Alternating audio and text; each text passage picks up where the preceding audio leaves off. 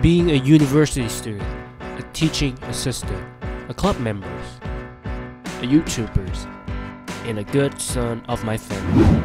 Here is my productive calendar for the week. For me, to successfully wear so many hats, it's all about the grind. 24/7, wake up at 5 a.m. Most important of all, multitasking from dusk till dawn.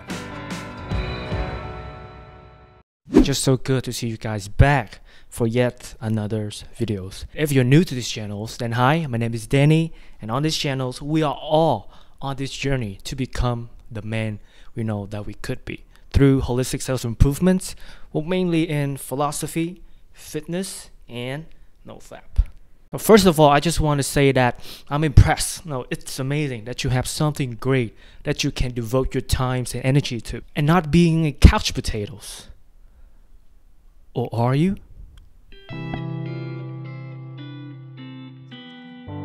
Nowadays, we can see it everywhere. People being glued to their phones, glued to their laptop. People rushing to go to work, moving from one meeting to another. And they always have their phones with them 24/7. Half the time to post what are they doing on their story, or to show how busy they are, how productive they are. I know that I'm running late, but who cares?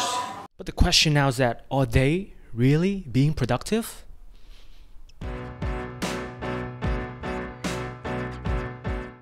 Well, about productivity, there's actually this not-so-secret formula, well, in courtesy of the book Deep Work of Cal Newport. It's basically the law of productivity. So here you go, the law of productivity. High-quality work produced equals time spent multiplied by the intensity of your focus. Well, regarding the aspect of times, in the book Stillness is the Key of Ryan Holiday, there's this so-called CNN effects, which generally underline the issues of information overload. You know, back then its influence only reaches the politicians and the CEO, but now we all suffer from. We sense this obligation to be on top of absolutely everything we can find, to be up to date with the latest news, especially in this social media day and age. If we missed out on the hottest potato or the latest trend, we'll be seen as unfashionable and uncool old-timers in young people's eyes. Because of that social pressures, so we end up over-consuming instead of producing any really meaningful work at all. So the question now is that, are we consuming or are we producing? Now let's say that you actually know what you want and how should you spend your time. So how about your magnitudes of concentrations? See, in the book Deep Work by Cal Newport, he mentioned this concept of taking busyness as a proxy for productivity, implying that with the ambiguity surrounding productivity, many knowledge workers will just revert back to their former industrial definitions of productivity, which is visibly doing a lot of work. He basically wants us to ask ourselves, are we really being productive, or are we just doing a lot of things just for the sake of it?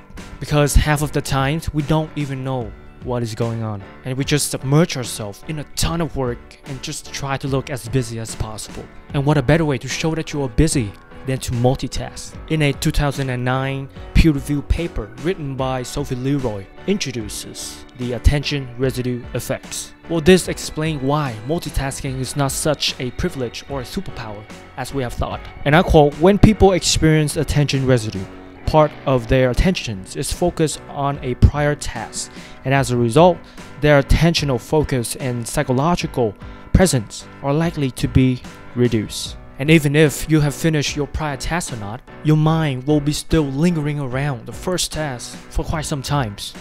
You look back at your work and wonder, did I miss something? Was that good enough? Not to mention the energies and time needed to switch in between tasks is also very substantial. This again is a detriment for your concentration and overall productivity. Well, for those reasons, I believe that monotasking, or just focusing on one task, is much more beneficial.